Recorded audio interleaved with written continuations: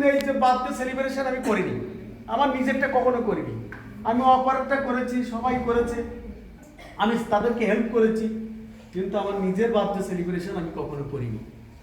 তো সত্যি কথা বলতে এটা আমার ভালো লাগছে। আমি স্যারেদের কাছে, আমাদের ম্যাডাম এবং আমার স্নেহের ছোট ছোট বাচ্চারা, তাদের কাছে আমি কৃতজ্ঞ। আমি মনে রাখবো যে আমার জীবনে প্রথম বার্থডে সেলিব্রেশন হয়েছিল, জন্মদিন উদযাপন হয়েছিল সেই একটা দিন, সে হচ্ছে 2025 সাল, এবং সেই দিন ছিল 12ই ফেব্রুয়ারি।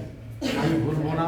এর জন্যে প্রত্যেককে আমি আমার হৃদয়ের অন্তঃস্থল থেকে সবাইকে আমি ধন্যবাদ জানিয়ে আমি আজকের কথা এখানে শেষ করছি।